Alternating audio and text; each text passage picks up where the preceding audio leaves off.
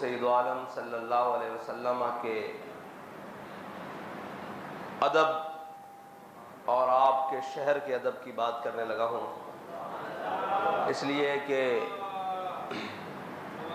پوری دنیا میں ہم نے تو اپنی آنکھوں سے ایک شخص ہی دیکھا ہے جس نے سارے ادبوں کو چھوڑ کے حضور کا ادب بتایا ہے، اور حضور کے ساتھ جو چیزیں منسلک ہیں ان کا ادب بتایا ہے۔ ورنہ ہم نے جہاں بھی دیکھا، جس کو بھی دیکھا، اس نے اپنا ادب ہی بتایا۔ اس نے کہا مینو منو، میری منو۔ بابا جی نے فرمایا نہ انہاں نو منو نہ انہاں دی منو، بس حضور نو منو، اور اسی کے ماننے میں بھلائی ہے۔ اور گزشتہ رات حضور سید عالم صلی اللہ علیہ وسلم کے شہر پاک میں، وہ شہر کہ جس کے بارے میں خواجہ فخر الدین سیالوی فرماتے ہیں کہ باب جبریل کے پہلو میں ذرا دھیرے سے فخر کہتے ہوئے جبریل کو یوں پایا گیا کہ اپنی پلکوں سے در یار پہ دستک دینا اونچی آواز ہوئی، عمر بھر کا سرمایا گیا۔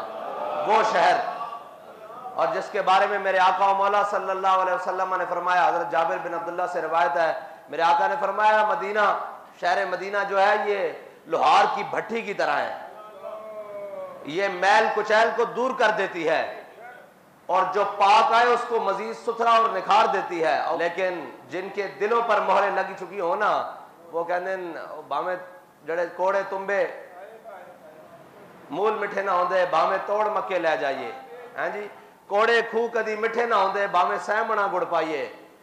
بابا جی حضرت مولانا روم کے حوالے سے ایک بات کرتے تھے کہ حضرت مولانا روم نے فرمایا ہے کہ جو بدبخت ہے نا اس کو نبی کی مجلس بھی فائدہ نہیں دیتی۔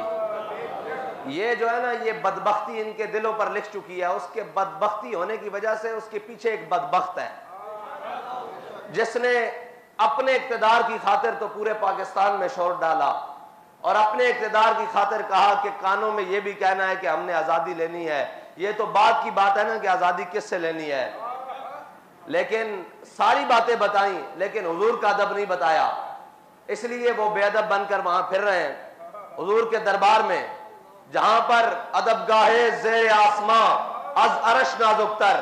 اور حضرت اسید بن حضیر جب حضور سید عالم صلی اللہ علیہ وسلم کی بارگاہ میں آئے نا، تو آگے عیینہ بن حصن بیٹھا ہوا تھا۔ جب عیینہ بن حصن کو دیکھا تو وہ حضور کی طرف ایسے ٹانگیں پھیلا کے بیٹھا ہوا تھا بڑی بے باکی کے ساتھ۔ تو آپ نے فرمایا مجھے اگر حضور کی مجلس کا حیا نہ ہوتا نا تو میں تیرا پیٹ پھاڑ دیتا۔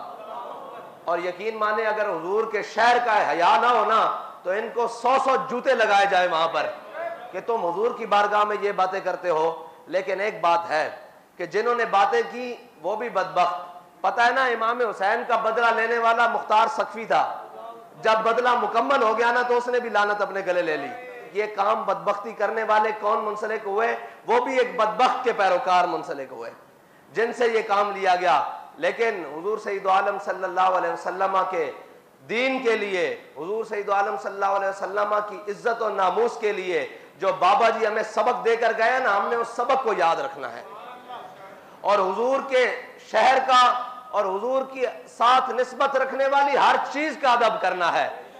اور ادب گاہے زیر آسماں از عرش نازک تر، اور نفس گم کردہ می آیت جنید و با یزیدی جا۔ بابا جی ترمیم کر کے پڑھتے تھے نفس گم کردہ می آیت ابو بکر و عمر ایجا۔ یہ اتنی نازک بارگاہ ہے جہاں پہ اولیاء صحابہ سارے سانس روک کر بیٹھتے ہیں، تم وہاں پر اپنے بک بکارے لگاؤ، تمہارے لیے اللہ تعالیٰ کا بہت دردناک عذاب ہے۔ اگر تم حضور سید عالم صلی اللہ علیہ وسلم کے اس شہر کے بے حرمتی کرو، اور اس شہر کے اندر اپنے ایک جھوٹے لیڈر کی خاطر، اس کی کیا حیثیت ہے بھائی؟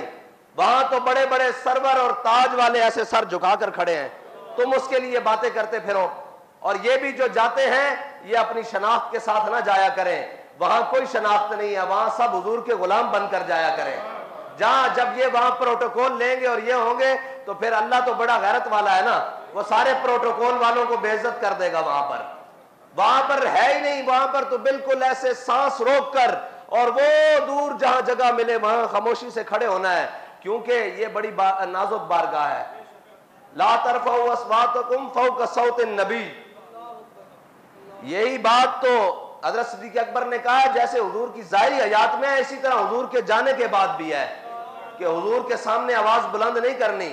ہمارے علماء نے تو بڑی احتیاط کی ہے. یہ ساری باتیں اس لیے ہیں کہ ہم بتانا چاہتے ہیں کہ حضور سید عالم صلی اللہ علیہ وسلم کے شہر کو آپ عام معاملہ نہ سمجھیں اور اس بات کو کوئی چھوٹی بات نہ سمجھیں.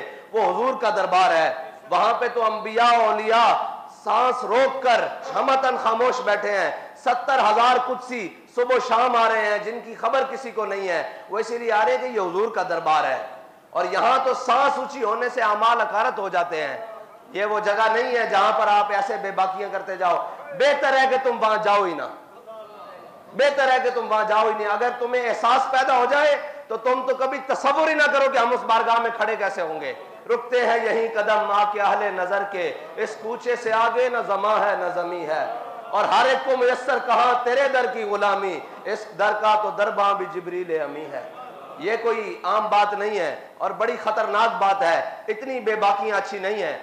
اتنی بے باکیاں اچھی نہیں ہیں. یہ نہ ہو کہ اللہ کا قہر اور اللہ کا جناب جلال وہ جوش میں آ جائے اور تم سب کو بھسم کر کے رکھ دے.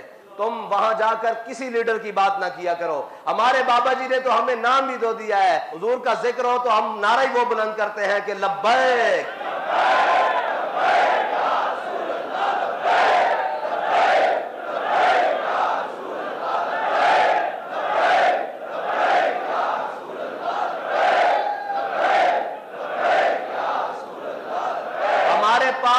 نعرہ اور اعلامیہ اور بیانیہ ہی وہ ہے جس میں ذاتی تشخص ہے ہی نہیں, جس میں ذاتی شخصیت ہے ہی نہیں. وہ حضور کی بارگاہ میں لگایا جائے تو حضور بھی خوش ہوں گے. اور اگر تم وہاں کھڑے ہو کر کہے گو کہ اب آئے گا عمران تو پھر تو یہ بری بات ہے نا. یہ تو قبول ہی نہیں ہے. ادھر وہ کوئی آ کے کہے کہ اب شیر آیا, ہم تو کہتے ہیں نہیں حضور کا دین آیا. ہم تو یہ کہتے ہیں کہ تاجدار ختم نبوت. اور دوسری بات, وہ جو وزیر اعظم بن گیا ہے اس کو پھر ایک دفعہ کہتا ہوں کہ یہ ذلت ایسے نہیں ہو رہی. یہ ذلت اس وجہ سے ہو رہی ہے کہ تم کہہ کے گئے ہو کہ میں اس ملعون کے ساتھ مل کر کام کروں گا. تو دیکھ لو سین نبوی میں تمہاری ذلت ہو رہی ہے. وہاں پہ تو چور کو بھی چور نہیں کہا جاتا. وہ تو اعلیٰ حضرت نے فرمایا چور حاکم سے چھپا کرتے ہیں یا اس کے خلاف, تیرے دامن میں چھپے چور انوکھا تیرا. وہاں تو چوروں کو پناہ ملتی ہے, گناہگاروں کو, کیونکہ میرے آقا نے فرمایا شفاعتی لأہل الکبائر, میری شفاعت تو ہے ہی بڑے گناہ والوں کے لیے ہے, بڑے گناہگاروں کے لیے ہے, بڑے غداروں کے لیے نہیں ہے. تو گناہگار بن کر جاؤ نا, غداری تو نہ کرو حضور کے ساتھ. اگر غداری کرو گے تو پھر تم کیا, تمہاری حیثیت کیا. یہاں ابو جہل کو اللہ نے بچوں سے مروا دیا تھا. یہاں تو جناب وہ اگر حضور کے دامن سے وابستہ ہو جاؤ گے تو حبشی غلام ہو, کالا ہو, ناک بھی چپٹی ہو, بلال حبشی ہو, وہ کعبے کی چھت پر جاتا ہے. اور اگر سکا چاچا بھی ہو تو قرآن کہہ دیتا ہے تبت یدا ابی لہب وتب. یہ وہ بڑی نازک بارگاہ ہے, بہت نازک بارگاہ ہے. اس کے اندر کوئی ایسی بات نہیں چلتی. اللہ تعالیٰ مجھے اور آپ کو حضور کا ادب نصیب فرمائے, اور اگر کوئی وہاں چلا جائے تو اس کو باادب حاضری نصیب فرمائے. بس اسی ڈر سے کہ ادب گاہیز زیر آسماں از عرش نازک تر اور نفس گم کردہ می آیت جنید با یزیدی جا. علامہ اقبال نے تو پھر بات ہی ختم کر دی, کہتا ہے خاک طیبہ از دو عالم خوش ترست. کہتے تم حضور کے دربار کی بات کر رہے ہو, ہمیں تو جو طیبہ کی خاک ہے وہ پورے دو عالم سے بہتر ہے, ہر چیز سے بہتر ہے. خاک طیبہ از دو عالم خوش ترست, اے خون کے شہرے کے آ جا دل برست.